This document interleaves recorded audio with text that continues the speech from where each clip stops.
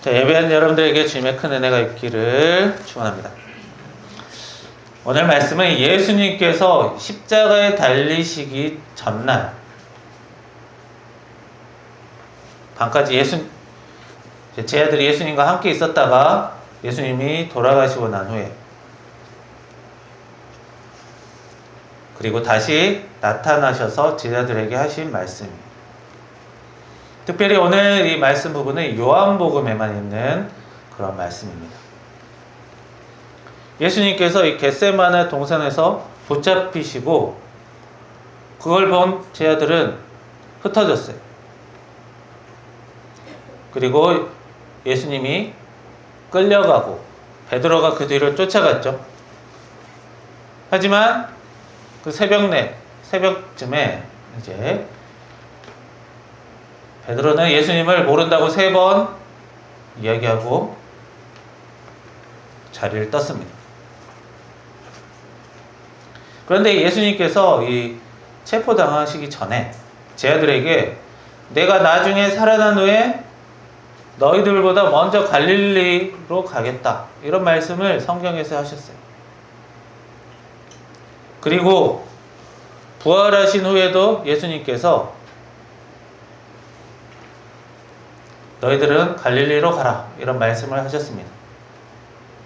그래서 제자들이 갈릴리 호수로 내려가 있었습니다. 그 가운데 베드로를 포함한 제자 7명이 디베랴 호수, 갈릴리 호수에 있었어요. 베드로는 다른 제자들과 함께 물고기를 잡으러 강으로 나갔습니다. 호수로 갔죠. 그런데 그날 밤 이상하게도 고기를 한 마리도 잡지 못했어요. 베드로를 비롯한 다른 제자들은 대부분 어부였습니다.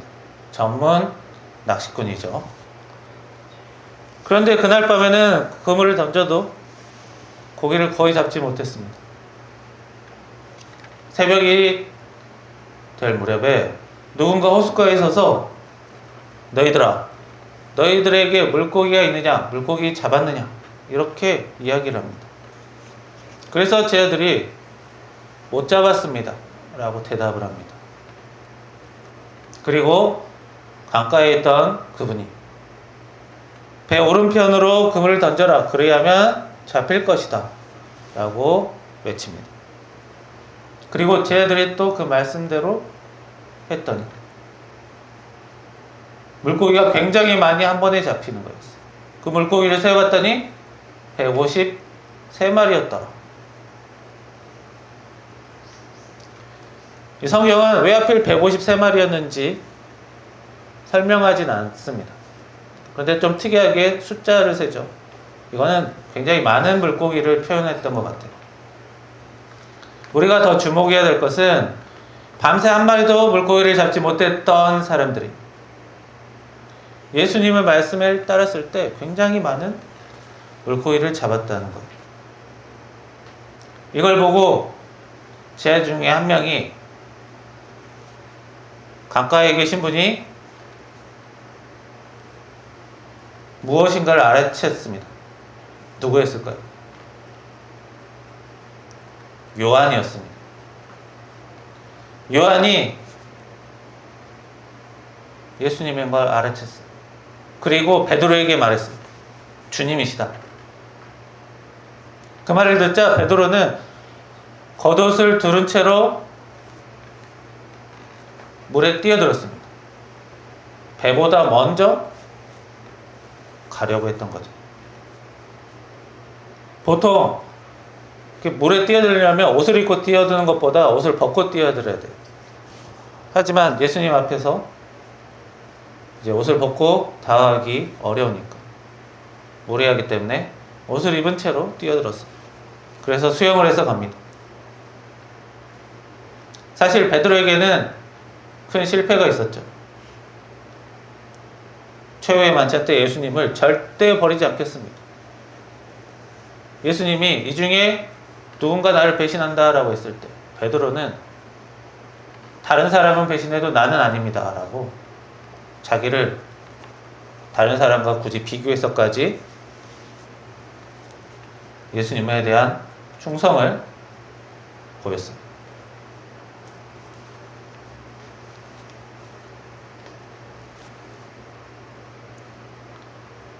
그리고 예수님을 모른다고 했죠.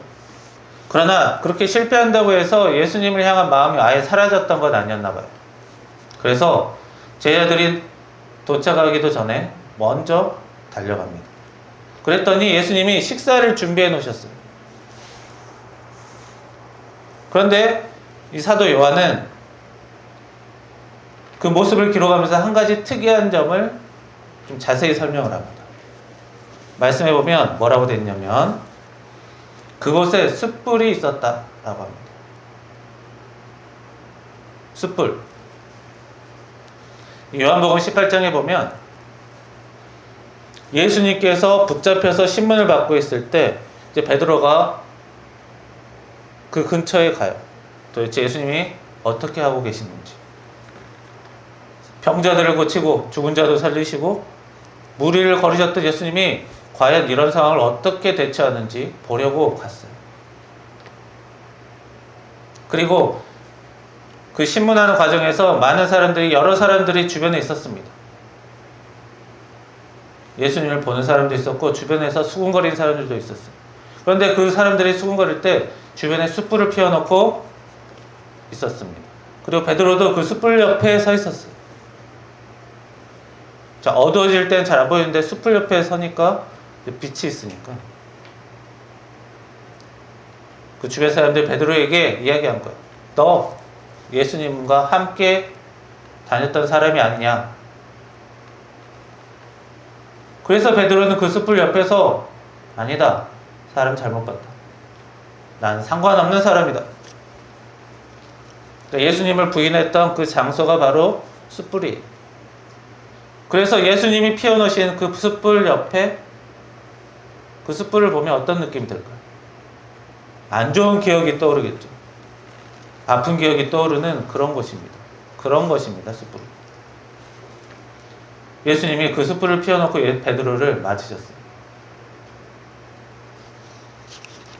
너 예전에 이 옆에서 나를 모른다고 했지? 라고 꾸짖지 않으셨습니다. 뭐라고 하셨어요? 와서 조반을 먹어라. 음식을 먹어라. 떡과 물고기를 먹어라. 실패했던 사람을 피하지 않으시고 다시 찾아오셨고 실패를 떠올릴 만한 자리에서 다시 함께 앉아 식사를 하셨어요. 그리고 식사가 끝난 뒤에 베드로에게 말씀하십니다. 뭐라고 하셨을까요? 시몬, 요한의 아들 시몬아, 베드로야, 네가 이 사람들, 다른 제자들보다 나를 더 사랑하느냐? 베드로가 대답하죠. 네, 주님 맞습니다. 내가 주님을 사랑합니다. 주님도 아십니다. 그런데 특이하게도 질문을 한 번 더 하십니다. 네가 나를 사랑하느냐? 네, 맞습니다. 그런데 질문을 또 하세요. 네가 나를 사랑하느냐? 자, 이제 질문이 똑같은 질문 3번 나오면 어떤 게 되죠? 취조하는 느낌이 들죠. 그래서 베드로가 근심했다고 이 성경에 나와 있어요. 예수님이 똑같은 질문을 3번 하니까. 가뜩이나 예수님이 신문 나가실 때 나는 예수님을 모른다 3번 얘기했는데 예수님이 또 3번 질문을 하세요. 그 일이 자꾸 떠오르는 거예요. 숯불도 있지, 질문을 또 3번이나 하시지. 그래서 3번째 질문에는 베드로가 이렇게 얘기합니다. 주님께서 아십니다. 내가 주님을 사랑하는 줄 주님께서 아십니다. 예전에 베드로는 어땠어요? 제자들 앞에서 이 사람들이 다 배신해도 나는 배신 안 합니다 라고 큰 소리 쳤던, 나의 믿음은 확실하다 라고 했던 사람이었는데 내가 주님을 사랑하는지 주님이 아신다. 내가 확실히 안다라고 이제 얘기 안 하죠.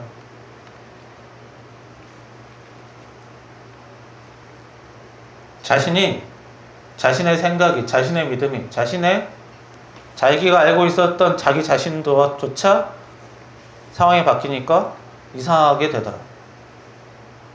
그만큼 사람이 얼마나 연약한지를 베드로는 경험을 했어요. 이제 나의 사랑이 다른 사람보다 더 큽니다. 나의 믿음이 더 큽니다. 비교하지 않아요. 그저 주님이 아신다. 겸손한 거예요. 나도 나를 잘 모르겠습니다. 이런 거예요. 그러니 주님이 아시겠죠. 자기 자신을 크게 믿었던 베드로가 이제는 자기 연약함을 인정하고 주님께 자기의 마음, 사랑하는 마음조차도 주님께 맡기고 있어요.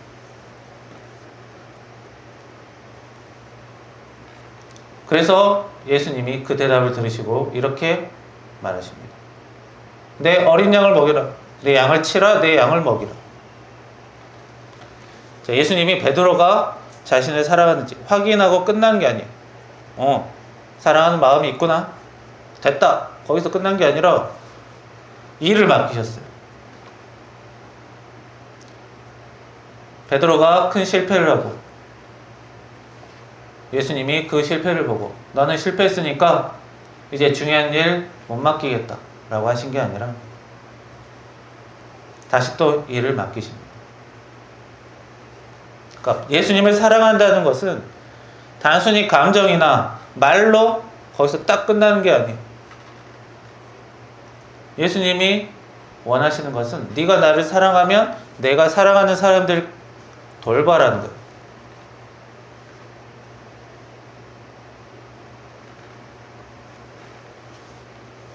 예수님은 실패한 베드로에게 과거의 잘못만 계속 묻고 계신 것이 아니라 앞으로 네가 할 일이 남아있다. 그 일을 나를 사랑한다면 해라 라고 말씀하신 거예요. 그러면서 앞으로의 삶이 편하지만은 않는다고도 말씀하셨죠. 어려움도 있고 수고함도 있을 거다.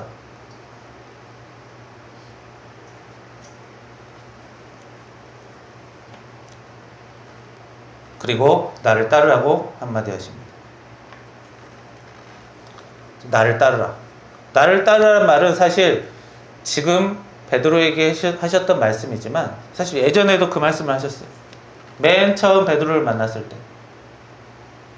그때도 배 위에서 베드로와 예수님이 만나서 일이 있었죠. 베드로를 처음 제자로 부르실 때 그때에도 베드로가 고기를 밤새 잡지 못했지만 예수님께서 길을 보이셨죠. 물고기를 많이 잡게 하셨습니다. 그리고 너는 이제부터 사람을 취하는 사람이 된다. 그렇게 베드로의 제자 생활이 시작됐어요. 그리고 몇 년이 지나 베드로가 가장 크게 실패한 뒤 다시 비슷한 고깃배 사건이 일어났어요. 굉장히 비슷하죠. 밤새 고기 못 잡았는데 예수님이 말씀하시니까 바로 고기를 다 잡고. 그때도 나를 따르라. 지금도 나를 따르라. 그러니까 예수님께서 한번 부르시고 실패했다고 끝내신 게 아니라 다시 부르셨어요. 믿음이 없는 사람이 아니었습니다. 베드로는 다른 제자들이 하지 못했던 이야기를 했던 사람이에요.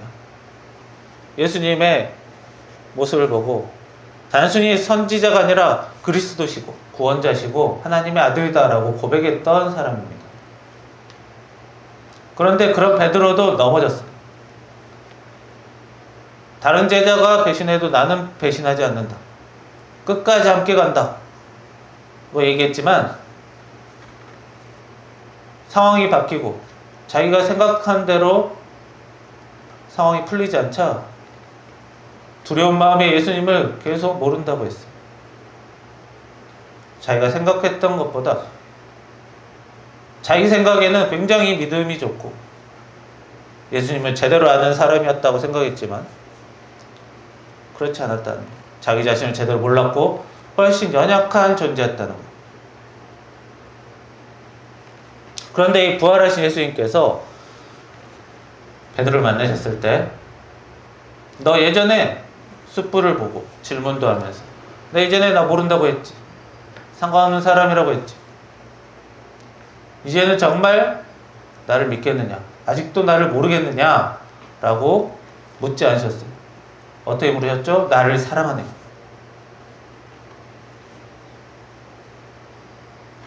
예수님은 자신을 배신했던 그 베드로에게 3번이나 사랑할 고백을 주었습니다. 모른다의 반대말은 뭐죠? 안다죠. 너 아직도 날 모르니? 라고 질문해야 되는데 모른다의 반대말 대신 넌 나를 사랑하느냐. 모른다의 반대말은 사랑한다가 아닙니다. 하지만 이 장면에서는 아주 인상적인 대비가 돼요. 나는 예수님을 모른다고 대답했던 것이 바뀌었죠. 내가 주님을 사랑합니다. 네가 나를 모르느냐? 라고 질문했으면 아니요, 압니다 라고 대답하겠죠. 그런데 네가 나를 사랑하느냐? 라고 물어보니까 내가 주님을 사랑합니다 라고 대답하게 됐어요. 아느냐 모르느냐는 중요하지 않아요. 사랑하느냐가 중요합니다.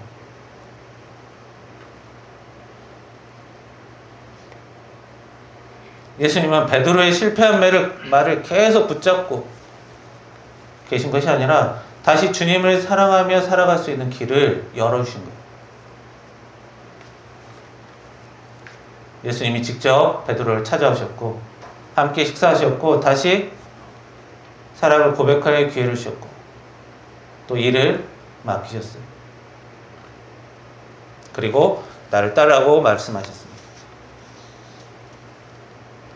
자신의 실패, 과거의 실패보다 앞으로의 주님을 사랑하며 어떻게 살아갈지 그걸 더 중요하게 보신 거예요.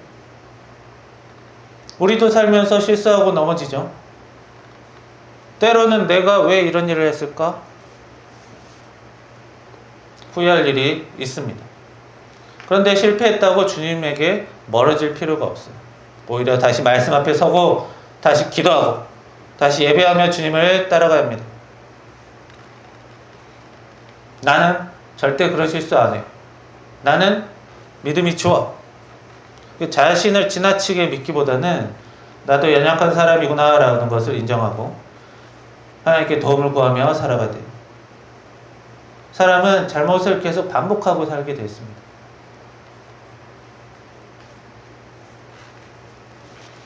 또한 주님을 사랑한다는 것, 말로만 감정으로만 끝나는 게 아닙니다. 베드로에게 예수님이 내 양을 먹이라고 말씀하셨듯이 우리도 우리에게 맡겨진 사람과 이를 돌보는 것을 해야 돼요. 이어져야 돼요. 가족을 돌보고 교회에서 맡겨진 일을 감당하고 내 주변 사람 귀하게 여기며 살아가는 것이 주님을 사랑하는 삶의 한 모습입니다. 주님이 나를 따르라고 하셨던 말씀이기도 해요. 그리고 다른 사람이 실패했을 때도 예수님의 마음을 우리가 조금 배울 필요가 있어요. 잘못이 아니라고 그냥 무조건 괜찮다고 하는 게 아닙니다. 그러나 한 번의 실수와 실패만 보고 그 사람 전체를 너무 속단하는 것 안 됩니다. 그랬으면 베드로는 기회가 없었겠죠. 이 사건 이후로 베드로가 바로 대단한 사람이 되는 것도 아닙니다. 여전히 겁 많고 두려워하고 성령 강림이 오기 전까지는 별 차이도 없어요. 그러나 나중에 자기 역할을 잘 감당하게 됩니다. 그리스도의 복음을 전하고 그런데 아주 큰 역할을 하죠. 베드로가 다시 한번 일어날 기회를 받았듯이 우리도 회개하고 다시 시작하려는 사람에게 길을 열어주는 자세가 필요합니다. 넘어지지 않겠다 큰소리 치는 사람이 아니라 넘어졌을 때 붙드는 사람이 돼야 돼요. 완벽한 사람이 되겠다는 게 아니라 주님을 사랑하고 오늘 내게 맡겨진 일